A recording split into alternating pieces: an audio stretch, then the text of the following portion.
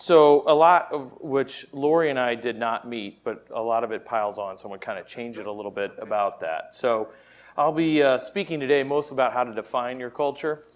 And I think really essential to any company is understanding that culture and allowing it to grow. So I'm going to really answer some of those questions towards the end. So first, to probably do a little background, the reason I was chosen for this segment.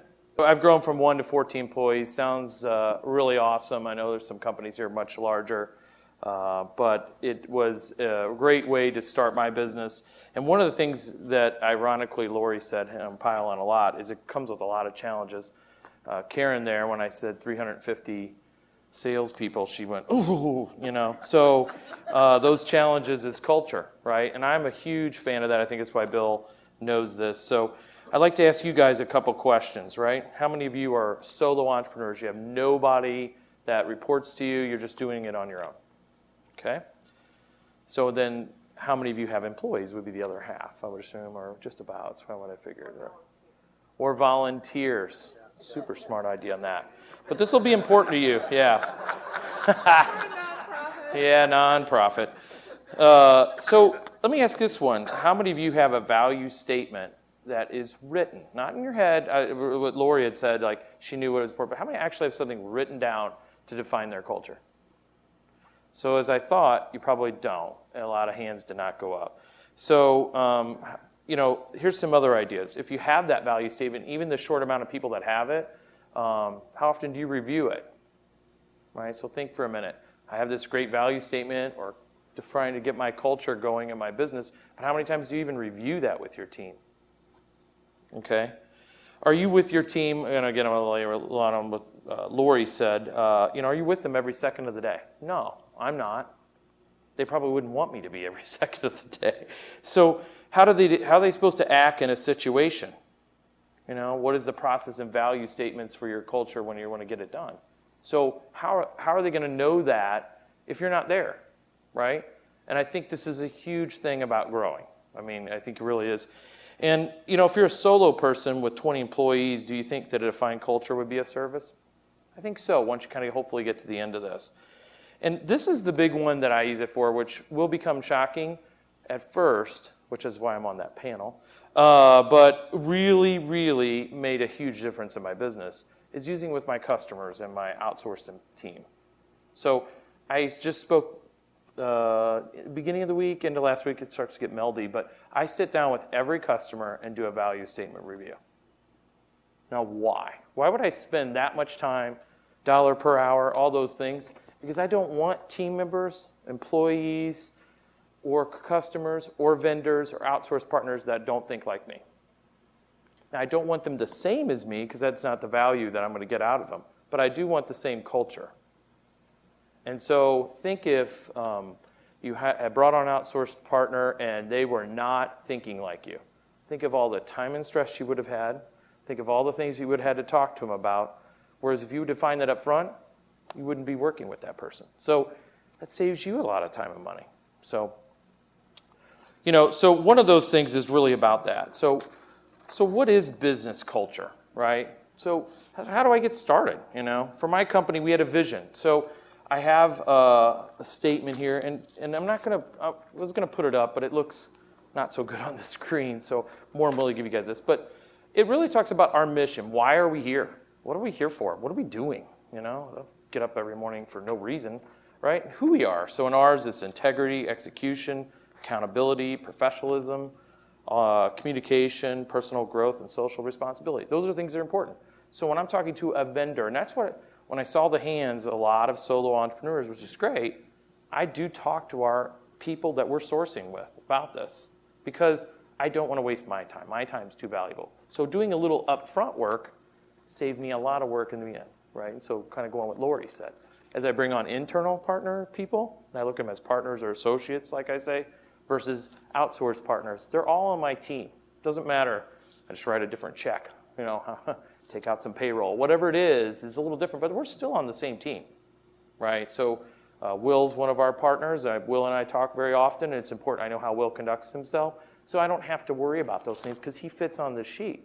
So those are the things that are important, and again, I can't stress to you, I've had to fire clients.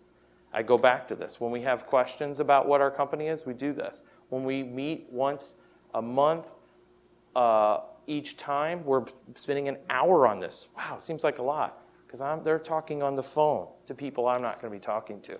So I know that part of their job is accountability. If somebody has a problem, we got to fix it. Can't walk away from it, right? Those are things that are important to me, our company, and our culture.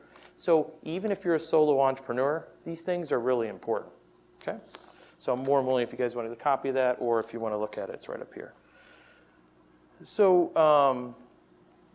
oh, I know what I did. That's kind of funny. Okay, so the bigger one is I had to talk a lot about Zappos. I gave you the 5 slides to him instead of my big presentation, so haha.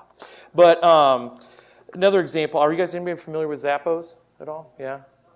Tell you what, if you're starting this thing out, how do I get started? Don't understand where to start. Zappos is a great company to go look at, right? They sell shoes, right? But it's one of the always rated in the top, and they have a great value system that they do that with, right?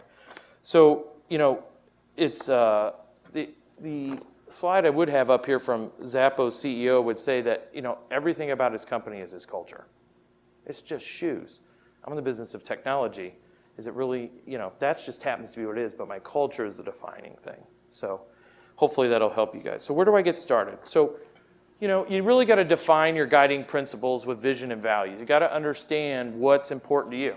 What's important to my company might not be important to your company, and that's okay. There's no right or wrong answer here, but if you don't have that, you really got to define those in simple terms. So if you've got all this stuff written out and you can't remember it every day or you don't review it, I really don't think it's simple to follow and simple to remember.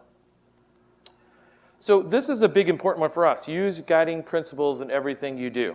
So if we make a decision and I ask why we did that, I ask why we did that against our vision and value statements and our guiding principles. If I see an opportunity with a vendor that is not part of our guiding principles, I do talk to them about it. Look, you made a decision that's against our moral values. It might not be the right partner for us, right?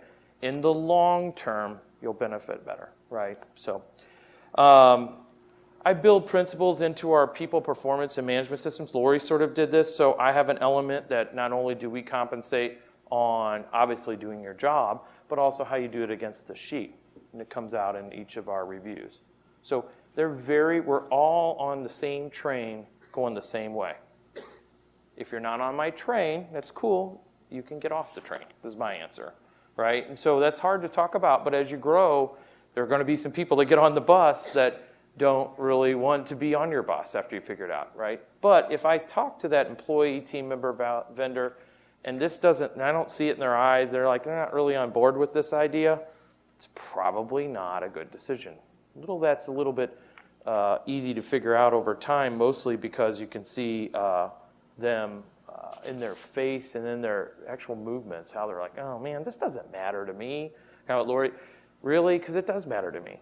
So you might not be the right partner for me. That's hard. I mean, I'll give a great example. We had to fire a client because he yelled at one of my team members. It's unacceptable to me. It's unacceptable. You're gone. There's not going to be a time. We're not going to discuss. We already had this discussion up front. I'm sorry that your phone system's down. I get it. It's stressful. I understand. But yelling at my team members is not the solution. So if you can't conduct yourself in a way that meets my values, you shouldn't be a client of ours. That's tough. Don't get me wrong, because that was a large client. So, but in the end, I will tell the truth in the answer to this. They are a client with us today. He came back, and he never had anybody ever talk to him about this stuff. So one other thing I want to say, if you want to distinguish your company, if you want to be different than the rest, taking 5 minutes to talk to somebody about this will mind blow any person you ever do business with. Let's just sit down and talk about our vision and values. What? You're going to sell me something. I'm like, no, I'm not really going to sell you something out of the gate. So that'll be very different and refreshing as well. Take the time to let your team have developmental experiences that reinforces these behaviors and values. So we do something each quarter that is, we do something in the community. We'll do something socially responsible. We'll also spend some time doing things that do that reinforce that behavior and values that I've deemed important. Expect resistance. Lori already kind of did this for me. I mean, if you put this out there, the first time you do it, first of all, you're going to be swimming alone. There's no question. You're going to be, everybody's like, what is wrong with that guy? Why is he wasting my time, doing this? And then when they see how passionate and purposeful I am about it, they really get on board with it as well. So you're going to have some resistance to this. But again, I can't stress, when I start, and I still partner with people like Will and other people here, I really do look to that sheet to give to them, because you are asking somebody to do something in your company that might not be there every day. So, well, I didn't know that was important to you, Lori. Well, yeah, you did know that was important to me because I brought this to your attention. So if you're not taking responsibility for it, you can't be mad at your vendors that don't act in that way. I have a really do belief in that. My team knows that. Once I scold you, twice we're in trouble, right? I mean, but I also need to lay it out. Just as much as I'm with Lori, I'm all about passion and purpose and also procedure. Those are the other things, right? So, but one of the procedures we go through with every new team member, every new member is this. So, in closing, I just want to say a couple things, and then go through some questions. This does not have to be a hard exercise. I wouldn't try to write a dissertation. That's probably 4 years in the working right there of being in different cultures. Take what you know. There are a ton of solo people here. I cannot stress how much it will help you. I think Lori set you up for success. I'm a huge delegator. I do believe in that. I always use the analogy at work. You don't see the CEO of General Electric making refrigerators. Remember that, right? Now, also remember there's a life and a work balance. You have to decide which path's good for you. There's no right or wrong answer to this. I do believe that. But I think it doesn't matter what size you are, the culture part is important because, again, people are representing, in the case of Lori, they're representing her company, right, and doing something, if it's marketing or some sort of outsource. So with that, I just have time for a couple questions. Okay, come to here first. Yeah, go ahead, Lori. I have a little bit aided. So here's my analogy for Lori, right? So how many people have a targeted market they're going after? How many people have a targeted value statement? A lot less. So think about that for a second. It's almost you're almost not there, right? You're like 3/4 of the way there because you're saying, I want to go after customers like Bill. But what about customers that are morally aligned like Bill, right? Totally different comment. And trust me, if you spend 5 minutes with a client, you're pitching whatever you're doing, doesn't matter, and you say, they're going to be like, what? You really care about that? Maybe I should want to do business with you. I mean, it's every time I start everything off, I just did a large school downtown, and we spent time talking about what their school's going to be doing, how that aligns with us and how it was, and on the Bible, I mean, I have an order over there today. So, I mean, that's kind of how it works, and it's refreshing, so. Chris, is your value statement, is it a one-line tagline or is it a paragraph? Explain a little bit value statement. Yeah, so yeah, you bet. So we put it all into one document, our vision and values and what are important. When it comes to, I believe the mission is a little different than the values create the culture. I mean, I really do believe that. The mission is what you do, right? So who we are is what the culture is, right? I really came up with some key points that I thought were important. It's integrity. I think Lori sort of said it, there are many times everybody in here could close their eyes and think of you've had a moral question in your business, right? Should I take this client on? I'm just starting my business. I might take a less profit. All those things, is always going to come up with that. But, John, to answer that, I really just put it right into here on each one. And the mission is kind of what we are out here to do. And the values are the things that Lori talked a lot about. When it comes time to make a valuable decision, I look back at these and make sure they fit those.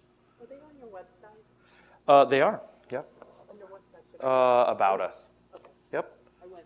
Yeah. I'll go back. Yeah. So what made you start focusing on this? So I am in the tech space, and tech space is extremely fast moving. I think Tom and I were talking about 18 months. It was really, when I first started in tech, you'd see things change in 3 or 4 years. Now you see it changing every 18 months. So it's making sure we're working with the right people because my business is big enough that I can pick and choose who we do business with. So that was kind of why. But it helps you grow either way. It doesn't matter what tech space you're in. Got 2 more minutes. So what I try to do is find examples of the values that were done in our business. And so I have other team members say, What does anybody know an example? Because nobody wants to get up and say, Bill, I was awesome at integrity. Sure you were.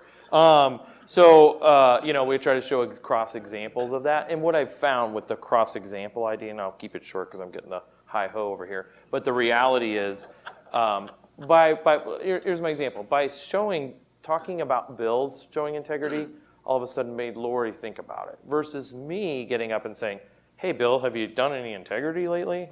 What accountability have you done? Get up in front and speak to everybody. It doesn't do that. And so how I tie that back is in how I compensate per quarter. So they get a quarterly bonus based on this as well. So it takes a lot of effort. I want to close that it does take effort. I mean, I'm not going to tell you it's not, but I will give you the easiest tip. And I remember, Karen saying something about this real quick. Is this part will help you with your outsourcing. That was the biggest thing that I found. So hopefully that'll help you guys. Thanks.